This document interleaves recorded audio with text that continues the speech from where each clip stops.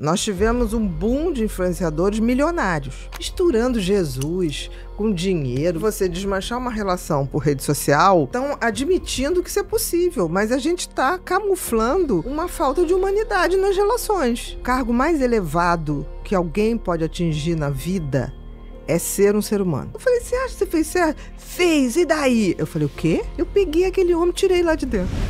Olá, sejam todos muito bem-vindos a mais um episódio do Pod People Inverso. Pois é aquela hora em que a Bia deixa de ser a entrevistadora e passa a ser entrevistada. Essa moda pegou aqui no Pod People e vocês pediram e a gente tá repetindo a dose. Antes de começar, eu queria agradecer ao Axon, nosso energético, bem balanceado, que atua para dar pra gente disposição física, foco e atenção. Tudo que a gente precisa para produzir mais e melhor. E hoje, como sempre, quem tá aqui na mesa para fazer as perguntas que quiser é o Gabriel.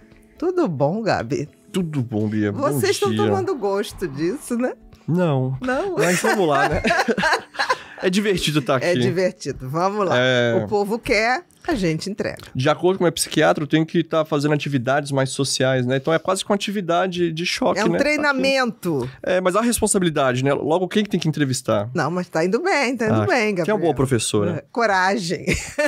Nenhuma.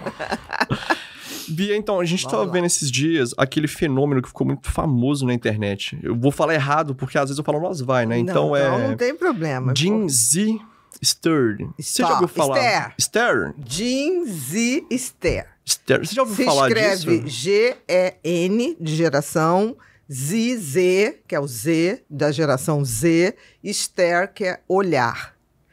E o que é isso? O que significa? O que significa isso? Significa, isso é uma coisa que está muito em voga nos Estados Unidos. Acho que aqui no Brasil daqui a pouco vai estar chegando. Se você botar hashtag Gen, G-E-N, Z, Stern. Você escreve S-T-A-R-T-E. Quase um stage, só que com G com R. É Stern. É um estar com E. Entendi, estar com E. Que é olhar. E que moda é essa? Não sei se é moda. Começaram a ver que a geração Z tem uma tendência a ter um tipo de olhar, né? Porque stare é olhar, né? É como se fosse um olhar frio, um olhar desconectado, um olhar pouco empático. E aí se começou a ver, isso foi uma coisa que apareceu muito no TikTok, e agora está vindo pro Instagram. Começou a se ver que as pessoas da geração Z têm pouca interatividade ou pouca ação no olhar e nos gestos sociais, na interação social, como se isso fosse deficitário. Aí a gente pensa, faz sentido... É porque eles são mais tristes, no caso? Ou não sei, eles não eu sabem expressar isso? Eles só descreveram o fenômeno, tá? Aí eu fiquei pensando, faz sentido isso? Porque eu sempre tento ver as coisas que me chegam, antes de qualquer coisa, pelo sentido, pela lógica que aquilo tem. E se você pensar que a geração Z já nasceu no universo digital... já teve bem menos interação. Já teve muito menos interação. Com a pandemia... A pandemia só piorou, só tornou isso. Tanto que você vê o que acontece com a geração Z, que é um fenômeno muito da geração Z. Pessoas desmancham relacionamento pelas redes sociais ou pelo WhatsApp. Isso é uma novidade, que agora tem gente que vai dizer, mas isso já tem 5 anos que fulano desmanchou com ciclano. Sim, mas imagina, isso é da geração por Z. Carta antigamente. Não, antigamente você ia na casa da pessoa, você fazia, dela, né? falava com o pai, ou fazia aquele discurso, né, meio 7-1 dos Qual homens, que é? do tipo, olha, você merece uma pessoa Vou melhor. até anotar isso aqui. Você merece uma pessoa melhor, porque eu não sou o que você merece. Mas havia uma consideração. Entendi. Hoje, depois passou para o WhatsApp, né? Olha, não dá mais, tchau. Hoje não passa nem pelo WhatsApp. Na rede social, apaga-se as fotos de quem se estava e depois apresenta a foto de quem se está. Isso também é aquele negócio do ghostletting que fala? Ou não, é diferente? Não, o ghosting é o que some? Isso, não, some. isso é diferente. Não, mas tem muita coisa. Qual que é a diferença do que some? O ghosting é diferente. O ghosting é aquela pessoa, cara ou uma mulher, que entra na tua vida e aí... preenche a tua vida rapidamente e, de repente, te dá um perdido. Do nada, te dá um perdido. Entendi. Como se fosse um fantasma. Apareceu e desapareceu. Depois nem acha mais. Não. Por isso que é ghosting. É ghosting, é. Entendi. Então, assim, voltando à questão do olhar frio, o que eu vejo que faz muito sentido, porque é uma geração que nasceu conectada com a tela e não com os outros.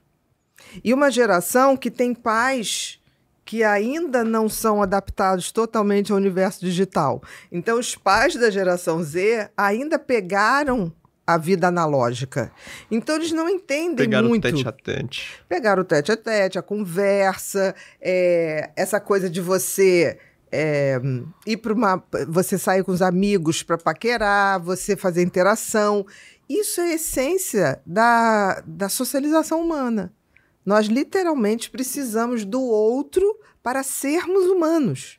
Entendi. Se você pega um ser humano, isola ele numa ilha deserta sem contato nenhum, ele vai padecer e morrer. Porque ele não consegue viver. Ou então ele vai se adaptar em grupos com outros animais.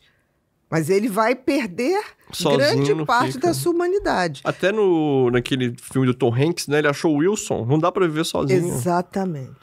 Agora, pensando aqui, eu venho de uma geração, né? Meio assim, Z e tudo. Você é transição de milênio. Os ZX, assim, uma nova geração. Dos milênios com Z. E eu vejo muito na rede social, assim, de amigos e tudo, que essa parte desse desse stare, eles acham bonito por conta de personalidades que começaram a ter muito disso para não demonstrar sentimentos. aquele frio calculista. Mas até onde é um frio calculista e até onde eles realmente não sabem, né, se expressar fisicamente, eles não sabem demonstrar uma emoção igual uma felicidade. Então até onde é moldável isso? Até onde é, vamos dizer assim, verídico, que é de verdade? Eu acho que eles começaram a ter isso por falta de interação. E de interação verdadeira, que é essa interação olho no olho, quando eu tenho que discordar de você. É muito fácil eu ter que discordar de você e mandar um tipo assim, olha, Gabriel, hoje eu não vou trabalhar. Porque, ao invés de eu dizer, olha, hoje eu não vou trabalhar porque não tá legal isso, o calendário tá errado, eu tô sobrecarregada, eu vou falar o que tá acontecendo. Gente, isso é um exemplo, não quer dizer que a gente tá colocando ela sobrecarregada, tá? Ela não tá sobrecarregada, tá? Assim, mentira, imagina, trabalha muito. Imagina. Então, assim, eu vou conversar com você. Por quê? Porque o meu objetivo é que a gente continue trabalhando cada vez mais e melhor. Agora, se eu simplesmente, ou você não pode comparecer a um compromisso, você não fala nada e bota na rede social, estou aqui no evento tal, eu vou falar, como assim tá no evento tal? Você tinha que estar na reunião aqui. Entendi. Mas isso também não é uma forma de não conseguir confrontar, de fugir de conflito? Mas é aí que tá. As coisas hoje estão virando, hoje você desmanchar uma relação por rede social... entre aspas, estão admitindo que isso é possível, mas a gente está camuflando uma falta de humanidade nas relações. Porra, imagina você que está sendo desmanchada, né? Porque exatamente. Quem dá mensagem ainda já se preparou. Isso não é só de pessoas comuns, isso acontece com famosos. As pessoas estão mais preocupadas em dar satisfações para os seus seguidores, do que diga de passagem, a gente tem todo carinho com os seguidores, mas elas avaliam o que está sendo colocado ali, e parte do princípio que a gente coloca o que a gente tem de melhor para dar. Às vezes não é tão bom, outras vezes é melhor. Mas o que acontece é que esse olhar frio está retratando essa falta de humanização, do contato. E eu acho que o auge disso e a intensificação disso se deu com a pandemia. Porque nós vivemos de 2020 a 2022, início de 2023... absolutamente isolados. Então, essa prática que provavelmente iria se equilibrar com o tempo, se exacerbou. Entendi. Porque tudo ficou justificado. Mas eu não posso sair. Então eu mando aqui. Tiveram a desculpa perfeita. A desculpa perfeita para continuar. Você falou essa coisa tem gente que usa esse olhar para disfarçar. Mas isso, eu te digo, quem pode usar um olhar para disfarçar é o ator. Por exemplo, se um ator vai fazer um papel de uma pessoa fria, de um psicopata, de um indiferente, ele vai treinar esse olhar, ok. Mas quando esse olhar se faz por uma geração, Isso não é um treino e nem é uma coisa, é muito mais uma disfunção, uma deficiência. Então para de dar desculpa, você não tem emoção, você não consegue fazer expressão, é isso. Não é que você tá treinando pra fazer com as pessoas. Não, eu acho que isso é desculpa. É, desculpa. Desculpa, é que nem a vilania, né? Porque tem gente é que adora... vilania? Vilania é o vilão, né? O olhar de vilão. Sim, mas... Dá uma olhada de vilão aí. O olhar de vilão é esse olhar frio, esse olhar não tô nem aí, que é um olhar de um psicopata clássico, né?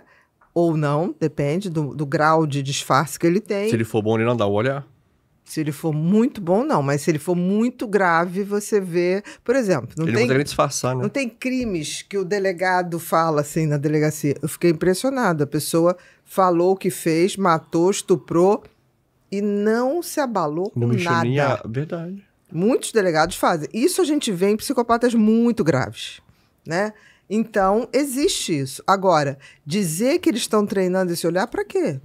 Eu acho que é uma... Romantizando isso. Romantizando, querendo dizer... O que não tem que ser romantizado, né? Porque a gente tem que ter essa interação humana. Então, se você tá romantizando, ou seja, você tá pegando mais uma muleta e colocando, tipo, opa, mais uma desculpa pra continuar fazendo isso. Por exemplo, os empregadores, quando empregam a geração Z no comércio, eles estão tendo muita dificuldade, porque você entra numa loja que tá lá uma vendedora ou um vendedor da geração Z. O que se fazia antigamente? O vendedor chegava, oi, tudo bom? Você está procurando o quê? Não é? Faltava até te abraçar. Se sair da loja, a melhor amiga dele. Talvez fosse até o exagero. A geração Z hoje fica lá. Não tem esse acolhimento, que muitas vezes até foi exagerado na questão da conquista do cliente. Nossa, eu lembro quando eu ia pro centro da cidade com a minha mãe fazia amizade com todo mundo. Saí da loja e falava, não, dá um abraço lá na Lourdes, tá? Só a irmã. Eu falei, mas você conhece ela? Não, acabei de... Que loucura. Sim, mas isso era coisa do auge do comércio, utilizando essa coisa do contato, das emoções. Claro. Quantas vendedoras, eu me lembro em épocas, tipo assim, esse vestido tá lindo, e o vestido tava horrível. Sabe? Não caía bem, porque tem vestidos que caem bem para mulheres longilíneas. Eu sou uma mulher baixa, né? Pequena. Então, o tipo de vestido é diferente de uma mulher alta, esguia. E eu me lembro que a pessoa falava e falava assim, não tá legal, mas eu vou achar um que vai ficar legal. Me ajuda aqui. Como eu tenho um pouco mais de quadril, eu preciso de um vestido que seja mais larguinho. Eu não posso ser aquele tubinho, né? Aí tudo bem, a pessoa até ria. O que acontece hoje no comércio é que os empregadores estão questionando assim, gente, mas a gente tem que dizer para ir lá. E como é que a gente faz pra essa geração? A gente não, né? Porque eu também faço parte dessa geração. Como é que a gente faz? Mas você é muito mais para milênio. Como é que eles fazem para eles começarem a sair perder um pouco disso, né? Porque eu imagino que a escalada disso vai ser pior. Porque imagina os filhos deles, como é que vão ser? Eu não sei. Eu acho que a gente está vivendo um momento... Eu acho que a gente já está questionando isso, é muito bom. É sinal de que está incomodando. Até ontem eu nem sabia que isso existia, pra você ver. Sim, mas se você der lá o hashtag, você vai achar. Não, tá muito em voga. O que acontece é que eu acho que, assim, nós estamos vivendo... Eu sempre estou dizendo isso já há alguns 2 anos ou 3, que a gente teve o auge das redes sociais, para mim foi em 2024, e a gente está entrando numa era agora, que é uma era das pessoas quererem mais contatos. Eu acho que a própria pandemia, quando acabou, as pessoas quiseram se reunir. A gente nunca viu ter tanta festa, tanto festival. Houve uma sede de interação de gente. Entendi. Claro que existe toda uma indústria em volta disso. Mas as pessoas saíram da pandemia querendo olho no olho, querendo ver mais, tete ir na casa do outro. Então, eu acho que o auge disso vai tender a se diluir. Porque, assim, talvez... Eu sempre digo uma coisa... Não se sustenta, né? Não se sustenta porque não é humano. E o que não é humano não se sustenta. Eu sempre digo que o cargo mais elevado que alguém pode atingir na vida é ser um ser humano. Talvez esse seja o maior papel que a gente tem para poder exercer. E o que é ser um ser humano? Um ser humano é essa pessoa que, na interação com o outro, ele preza por dar o seu melhor, para ser melhor e para somar na vida do outro. Isso é ser um ser humano. Se a gente conseguir chegar no final da vida e falar, caramba, meu cargo melhor foi ser um ser humano melhor, tá limpo. Como é que a gente começa a ser um ser humano melhor? Porque na prática, falando assim parece ser mais fácil, mas na prática é bem difícil. Não é simples. O que é um ser humano, né? O ser humano é aquele que um animal sofisticado, diferenciado, que se pensa, se comunica, é a grande diferença da gente com os outros animais, e que tem consciência. Ele sabe sempre o que está fazendo, por que está fazendo e com quem está fazendo, né? Por mais que a pessoa chegue, eu não vou querer exigir isso de uma criança de 2 anos. Sim. Nem de 5, nem de 6. Mas isso é um ser humano, aquele que se autorreflete. Eu estou indo melhor ou não estou indo melhor? Por exemplo, o conhecimento e o autoconhecimento é fundamental. Mas uma dúvida aqui, assim... mas não vai um pouco... Não é um pouco contraintuitivo com o nosso DNA de sobrevivência pensar no outro ao invés de pensar em nós primeiro? É quase que... Maquiavel falava muito, né? De você ser um pouco egoísta para se preservar, para depois preservar o outro. Mas ser um ser humano de verdade não exclui você ser melhor primeiro para dar o seu melhor para o outro. Tem que ser igual avião, né? Primeira máscara em você, porque Exatamente. Senão, enquanto tá colocando a máscara no outro, você já foi. A definição é dar o seu melhor para ser melhor para você e esse melhor para você transbordar em soma na vida do outro. Que não precisa ser uma nação inteira, pode ser as 5 pessoas Tinha um cara muito que você legal convive. Que eu acho que você deve conhecer ele, né? Ele falava isso e ele falava, amar o outro como a ti mesmo, né? O tal de Jesus Cristo. Aquele cara, gente ele falava boa. Pra caramba, falava algo parecido, né? Exatamente. Que legal. Porque assim, ele não estava dizendo que ele não se amava, Jesus se amava. Ele tinha um centro com ele mesmo, ele tinha essa coisa do silêncio, tinha vezes que ele se recolhia. Ele não ficava na base do bu. Tinha horas que ele se recolhia. E se reconectava a ele. Então, assim, isso é fundamental para ser um ser humano melhor. Se você for nos filósofos estoicos, o que eles definem como ser um ser humano? Você basear a sua vida em valores, virtudes e sabedoria. Valores, você sabe o que é certo e o que é errado. Sim. Agora você falou esse negócio do estoicismo. O que é virtude? Praticar. Porque eu posso saber o que é certo e o que é errado. Um psicopata sabe o que é certo e o que é errado, ele não pratica. Virtude. Então, o ser humano, ele tem que ter valores, virtudes, que é a prática desses valores, e com isso adquirir o quê? Sabedoria. Para saber quando fazer? Quando fazer. E com quem fazer ou não? E com quem fazer. Puta, que legal. Então, valores, virtudes e sabedoria. Isso sim é o maior cargo que a gente pode ocupar na vida. Se transformar nesse ser humano. Difícil, né?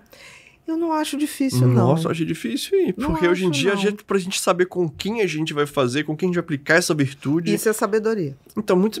Porque às vezes você quer ser generoso com alguém, mas esse alguém tá ali só tirando proveito. E tem muito daquilo que você tá fazendo pra ele ou pra você, né?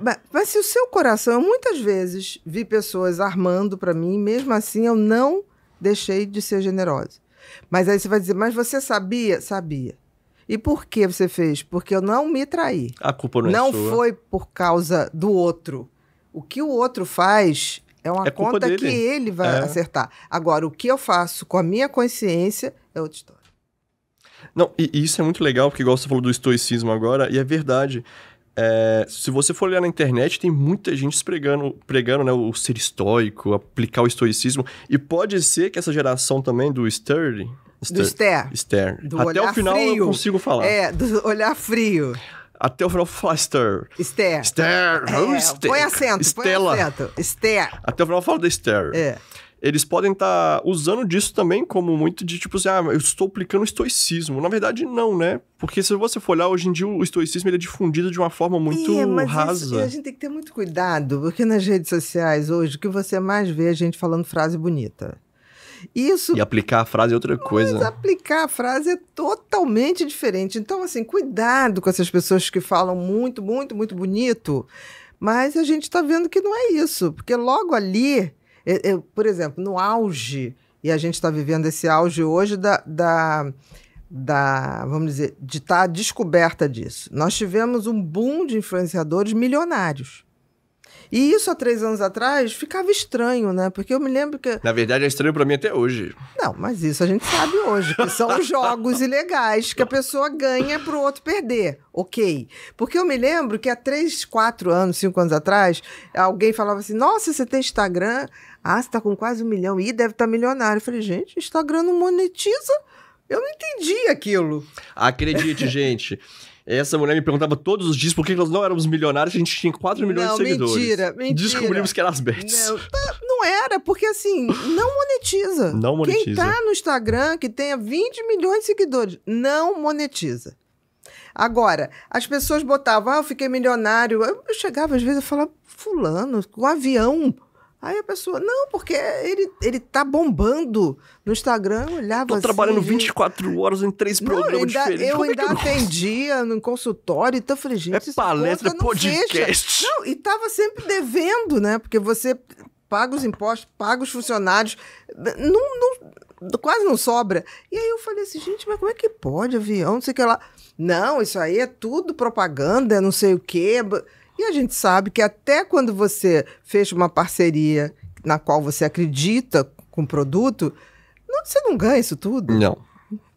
Um episódio de podcast sai caro. Sai.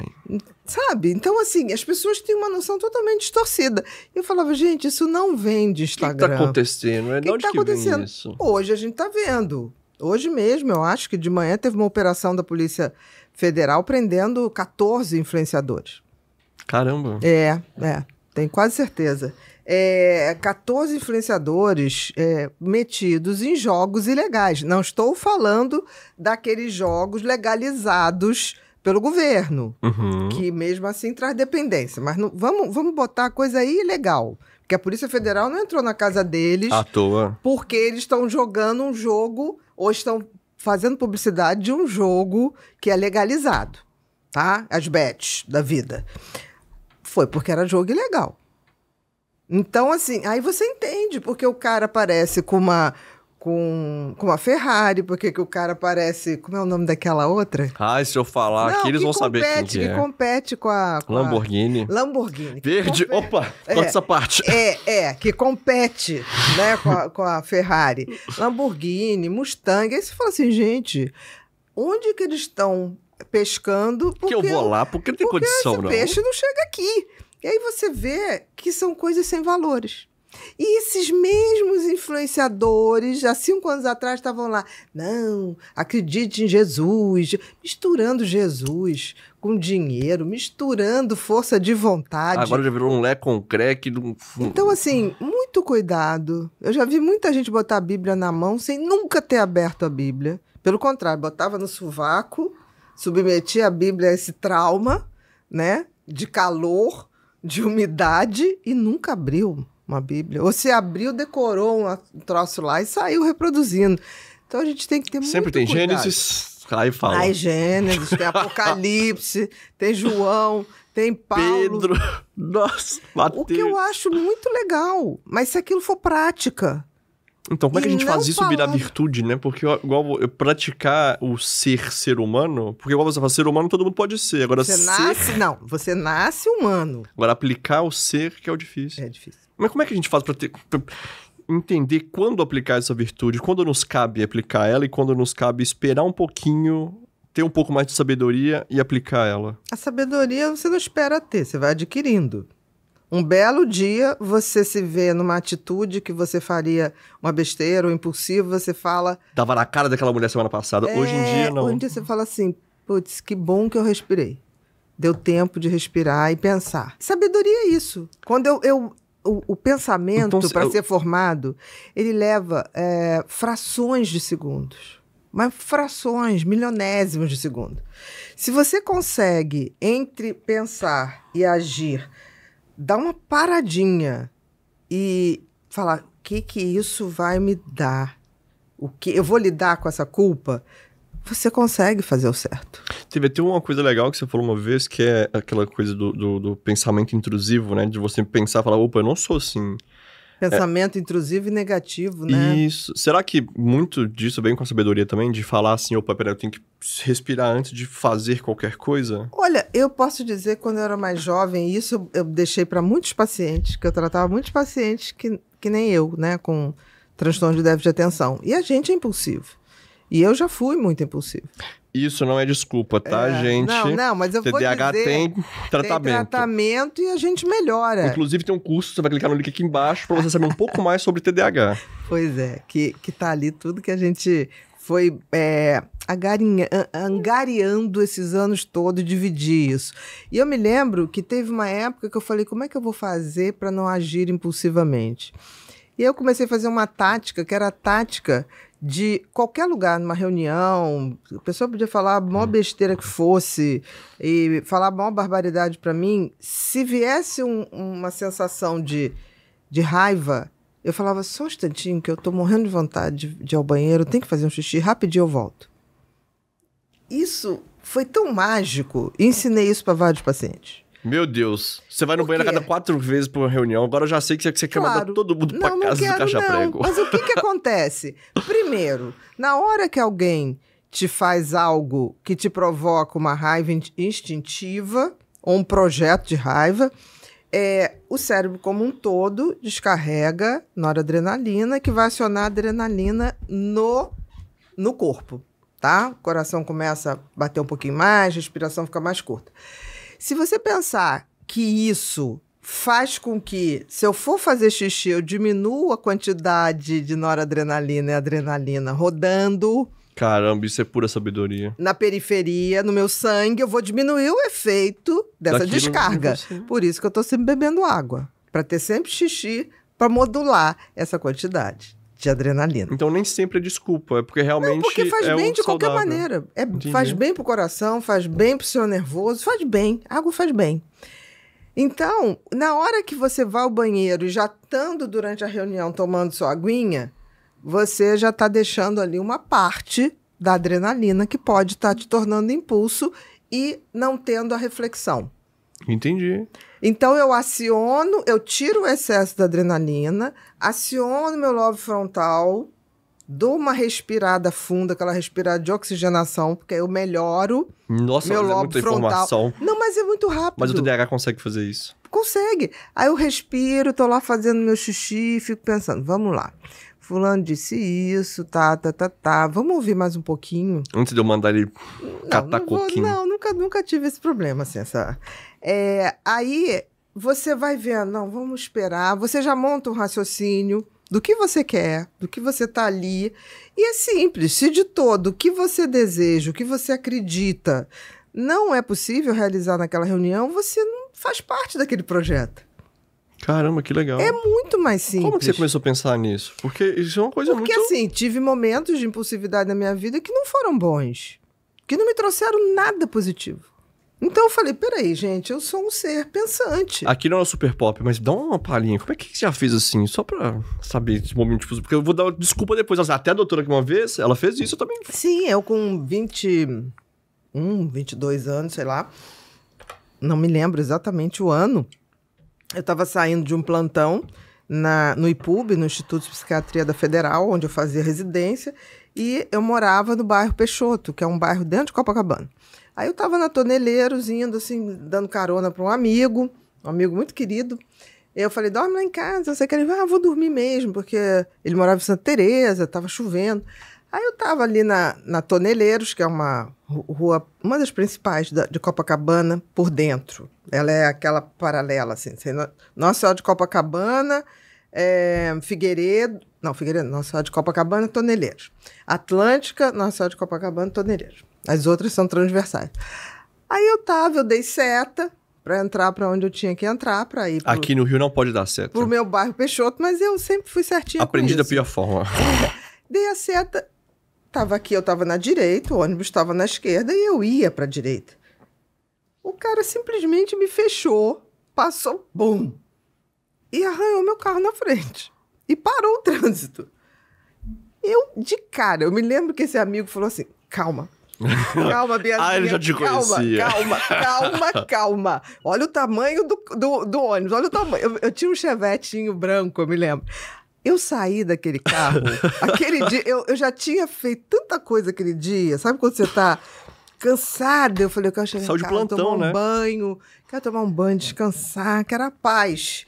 Aí eu só sei que eu saí do carro, eu olhei pra ele, eu falei, você acha isso legal que você fez comigo? Fui pra escadinha do ônibus. Que você dava... pequenininha. Isso. Eu falei, você acha que você fez certo? Fez, e daí? Eu falei, o quê? Eu não sei. Eu fiquei cega. Eu subi no ônibus, peguei ele pela blusão, era um blusão branco que eles usavam, né? Eu peguei aquele homem e tirei lá de dentro. Sem perguntar como, não sei. Eu que vou dirigir o seu ônibus agora, porque você não sabe dirigir. Eu não ia, mas eu falava assim, você vai me pedir desculpa. E meu amigo assim, pelo amor de Deus. E meu amor falou, olha, o trânsito tá parado. O barraco se deu de Ipanema. Eu só sei que o cara chegou, ele não esperava. Ninguém esperava. Ele não esperava nem ter aquela força que se mostrou. Eu peguei o cara. Aí chegou uma hora que o meu amigo chegou, peraí, olha só, a gente veio do plantão, a gente tá cansado. Ele, não, tá bom, eu também não tô legal. Vacilei, foi mal. Não tive um bom dia. Aí eu só sei que foi, e eu fui pro carro, e eu ainda tava, sabe? Eu ainda não tinha me convencido. Aí esse meu amigo, vamos tomar uma água. Vamos pra casa. Você me tirou de lá, eu tava querendo estar lá, moço.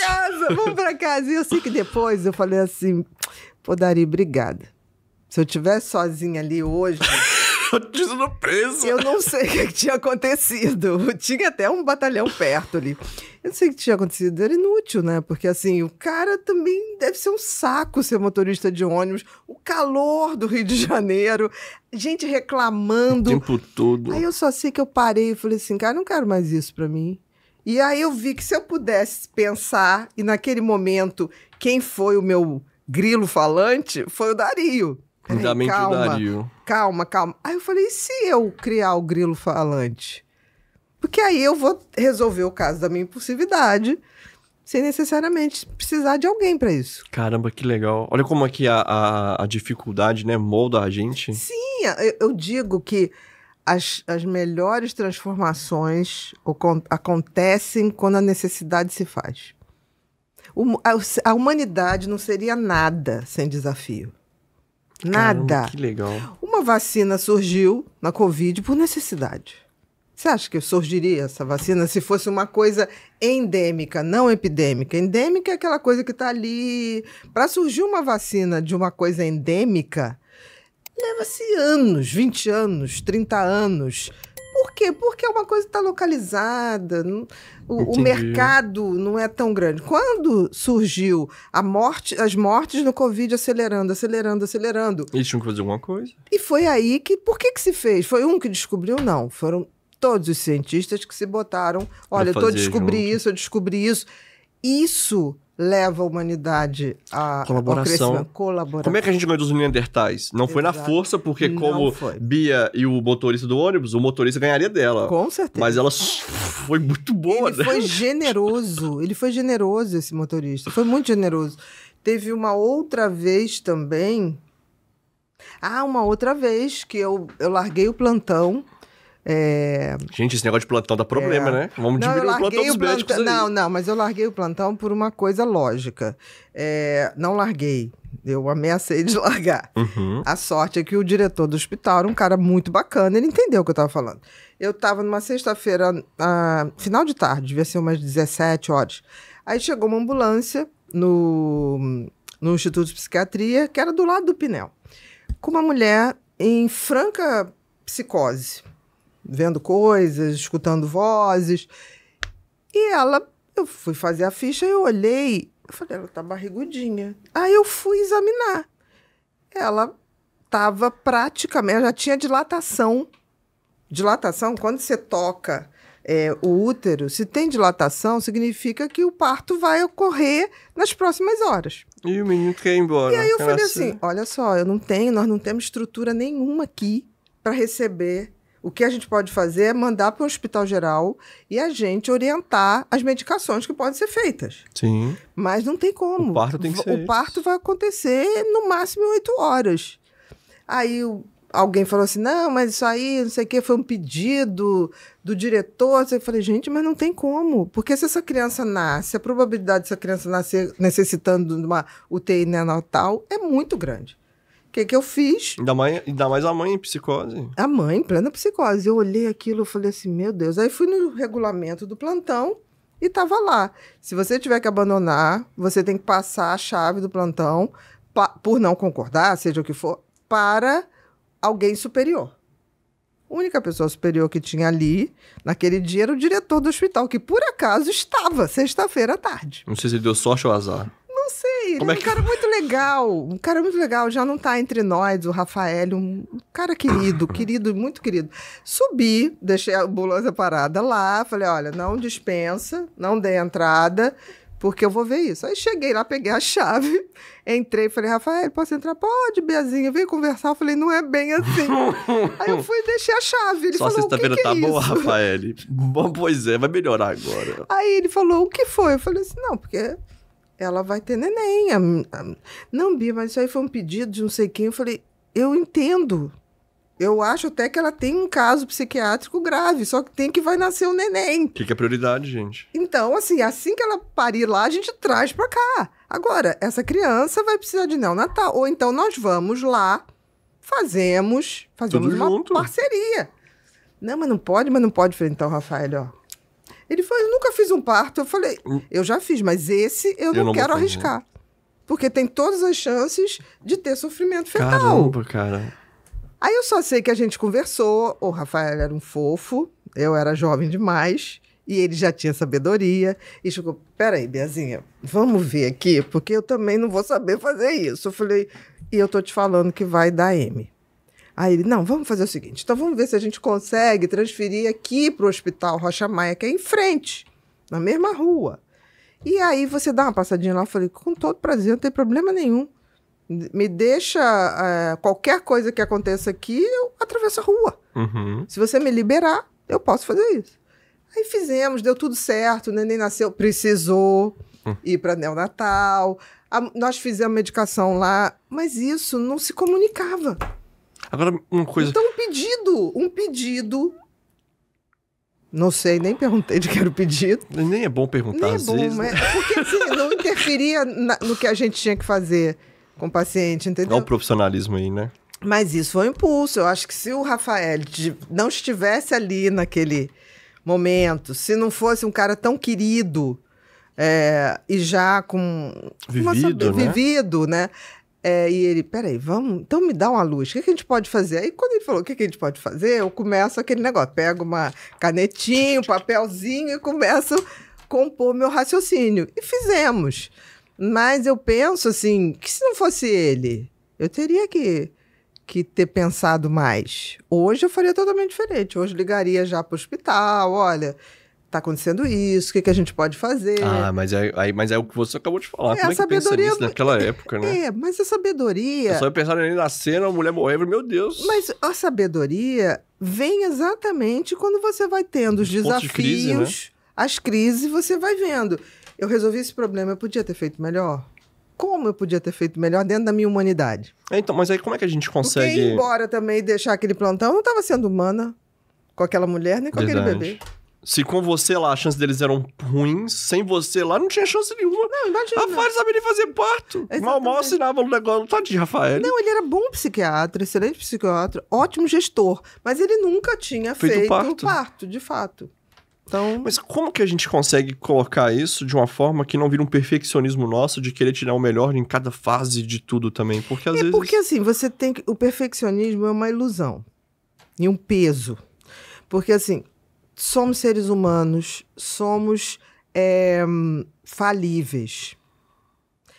O cara que você acha tão legal, que eu também acho muito legal, e a gente fala cara com todo carinho, porque toda vez que eu falo cara em relação a Jesus, as pessoas que eu tô ofendendo, não, eu falo como que pessoa legal, que pessoa legal. Tem até um estudo da Forbes que, tirando a parte espiritual, né, de Jesus, como né, que veio da igreja e tudo, como pessoa, sobre as coisas que ele falava e fazia, ele foi a pessoa mais influente que já pisou na Terra. Sim, e numa época que não tinha rede social, não tinha nada disso. Então, a pessoa sendo ateia ou cristã, isso não dá pra discutir. Tem um estudo sobre isso.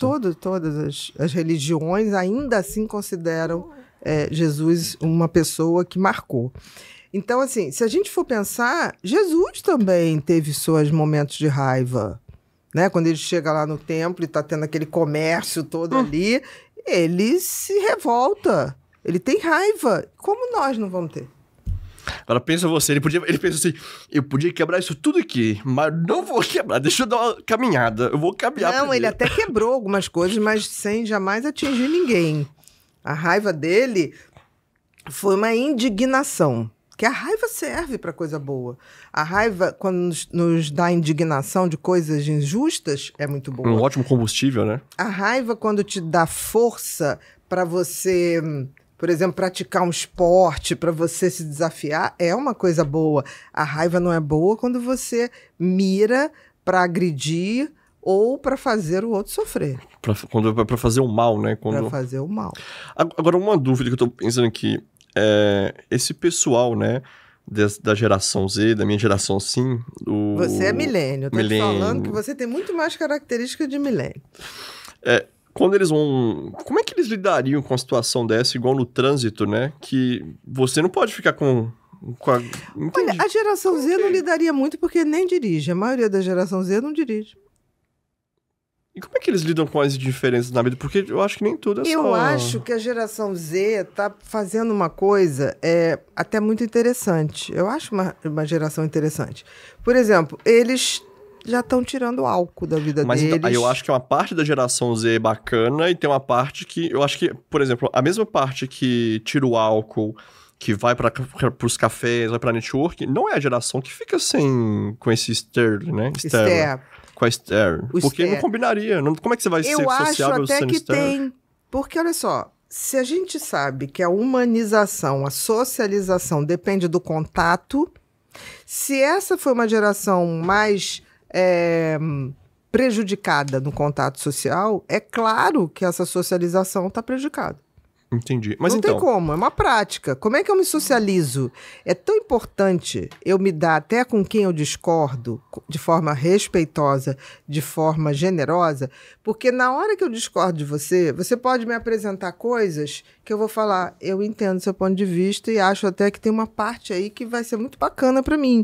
Se a gente não tem diálogo entre os diferentes, ninguém muda. Não. Você vai continuar com o seu pensamento, eu vou continuar com o meu. O mesmo. E o que acontece com a humanidade? Não evolui.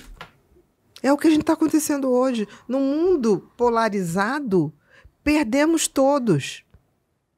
Porque eu aprendo no debate com você, mesmo discordando de você, eu aprendo a lidar com a frustração de você não pensar como eu. Eu aprendo a sua maneira de ver o mundo, que pode ter uma coisa que me é muito interessante. Eu aprendo a te respeitar. Então eu aprendo a me autogerir, né? Sim. O que a gente está vendo hoje são pessoas descontroladas, que perderam essa habilidade de socialização. Ou se afastam de uma tal maneira... Mas também não é porque é muito cômodo para eles também, não. Porque você tem que ficar lidando com, vamos dizer assim, com essa frustração de sempre estar errado, de não sei o que, de não sei o que. Vem a pandemia, onde eles se isolam. E eles veem algo na internet, que as bolhas, né? Aquelas tribos que vão se formando, que você fala uma coisa, em vez de você retrucado, você ter que argumentar, não, vem alguém para ajudar no seu argumento. Isso já não fortalece, isso não... A gente tem que lembrar o seguinte, que as relações humanas sempre foram difíceis. O diálogo, o respeito, a empatia sempre foi difícil e esse é o grande desafio, esse é o grande cargo que a gente tem que chegar de exercer as nossas humanidades da melhor forma. Mas se você for ver, nos últimos anos, as pessoas estão perdendo essa trilha. Elas não sabem para onde estão indo. Elas não sabem. É que nem o coelho da Alice, né? Para onde você está indo? Depende. Se você não sabe para onde está indo, você pode ir por qualquer lugar. Vale. Entendeu? Então, a gente tá vivendo uma época que eu acho muito interessante, Porque pequenos grupos começam a saber que tem alguma coisa errada. E essa falta da socialização me torna mais desumana. Porque eu deixo de ter essa relação respeitosa. Porque eu posso discordar de você. E a gente está esquecendo que grande parte dessa polarização, que não é brasileira, é mundial. É mundial, eu tenho certeza disso. Se fez através do algoritmo. Agora pensa o seguinte... Porque você foi para uma rede social que virou a praça pública, concorda? Num mundo em que a violência, pelo menos no Brasil, a violência no Brasil, ela está em uma tal maneira que ninguém mais frequenta praça pública. Sim. Praça pública hoje está quase virando lugar de venda de droga, ponto de droga, o que for. Ou território de algumas gangues, de alguns grupos. Sim. Então, assim... uma ou outra que dá para frequentar com família ainda. Exatamente. Então, a rede social virou a praça pública. Nessa praça pública, que antes as pessoas conversavam, hoje não conversam. Se eu paro num assunto... o algoritmo entende que eu só quero aquele assunto. E só me manda aquele assunto. Então, eu cada vez vou vendo mais daquele assunto, cada vez eu vou ficando mais radical e cada vez eu vejo o outro como inimigo. Então, vai só dividindo. Vai só dividindo. Agora... A gente não está notando que a gente está sendo manipulado por esses algoritmos que não estão nem aí pra gente. Eles só querem que você compre. Só quer vender a publicidade deles. Só quer vender a publicidade deles. Eles não estão aí se um vai matar o outro, se um vai xingar o outro. Aí que eu digo, olha que animal lindo que nós somos, porque a gente pode ver isso. Tá, mas olha só. Como é que você vê isso com a inteligência artificial agora reforçando esse comportamento ainda mais? Não sei se a inteligência artificial vai reforçar. Depende da inteligência artificial que você está nutrindo. Entendi. Então a gente que vai nutrir ela de uma forma ruim. A inteligência artificial... é um passo tecnológico que não tem volta. A questão vai ser, saberemos usar com sabedoria ou não? Eu acho que as pessoas que souberem usar a inteligência artificial com sabedoria, com valores, para a prática de virtudes, tá? Eu acho que vão ser os profissionais imbatíveis. Caramba. E atemporais. E olha só... Você que está em casa, não perca no próximo Pod People Inverso, onde a Bia vai falar sobre inteligência artificial, porque agora já deu o nosso horáriozinho. Mas já! Já. Essa prosa é muito rápido, né? Mas é bom, o inverso é assim, né? Tinha 8 pautas para bater com ela, a gente ficou no título. Olha para você ver, é muita coisa, né? Você não se esqueça, você que está em casa, de seguir o Pipinho nas redes sociais e seguir a doutora Ana Beatriz. O Pipinho é @podpeople. Isso, Underline. Oficial. E tem o oficial agora também. Ah, tem? Tem um monte. @podpeople oficial, mas tem também Axon Brasil Oficial. Ah. O Instagram. Então, ó, pra seguir a Axon, é a Axon Brasil no Instagram. @Axon Brasil Oficial. Brasil Oficial. E o site, axon.com.br. Não se esqueça de clicar no sininho embaixo na hora de se inscrever para toda vez que a gente estiver aqui no Inverso você receber esse vídeo. Mandar para alguém que pode ser que uma coisa ou outra aqui vale a pena, aquela indireta sempre é boa. Igual quando fala de ir no banheiro, a pessoa vai muito no banheiro, você pode saber que ela tá querendo te matar. Quem sabe ela tá refletindo. Quem sabe olha, ela tá muda a sua perspectiva, a sua maneira de olhar. Ela tá indo... Exato. Ela está indo tirar o excesso de adrenalina no xixi. Olha que coisa linda, Gabriel. Caramba, é uma publicitária muito boa, né? Não estou indo refletir, tirar o excesso de adrenalina. Eu estou falando que a sabedoria é a gente saber por que ângulo a gente vai ver a realidade. Não, então, olha que legal, né? Até a forma de ver muda como Totalmente. A gente vai conversar com o outro, pensar do outro e formar uma imagem do outro. Totalmente. Eu nunca tomo que o outro tá fazendo algo personalizado contra mim. Ah, eu sei muito bem disso, mas aí nós discordamos em partes, porque eu acho que às vezes é pra você. Tudo bem que seja. Se for, ele tá fazendo aquilo pra me atingir, vai atingir mais ele. Não tem jeito. Aí é culpa dele, aquilo que a gente falou. Você prega o bem, né? O que ele vai fazer com esse bem não sei. Com ele. Mas, ó, não se esqueça... Comente aqui embaixo o que você achou do Pod People Inverso, sugestões para os próximos vídeos e até as suas dúvidas ou perguntas. E legal, coloca aqui embaixo se você já teve alguma dessa experiência no trânsito ou no trabalho que você... A sua impulsividade, como é que você administra a sua impulsividade? Como é que você fez para administrar essa impulsividade? Te vejo no próximo Pod People Inverso. Se tem uma coisa que faz diferença no nosso dia a dia, é a capacidade de manter o foco e a energia para lidar com todos os desafios. E vamos combinar, quando a mente está cansada, tudo parece mais difícil, não é mesmo? A rotina intensa, os compromissos, as demandas do dia, às vezes parece que nossa mente precisa de um respiro para continuar funcionando bem. E foi pensando nisso que surgiu o Axon, um suplemento alimentar formulado com ingredientes cuidadosamente selecionados para ajudar na manutenção da função cognitiva e do metabolismo energético ao mesmo tempo. Axon combina ingredientes estratégicos como teanina e cafeína, que atuam juntas, contribuindo para um estado de alerta e atenção, mas sem causar desconfortos físicos. Além disso, conta com vitaminas essenciais para dar suporte ao metabolismo energético. E mais, sem glúten, sem lactose e sem açúcares adicionados, ou seja, prático e fácil de incluir no seu dia a dia.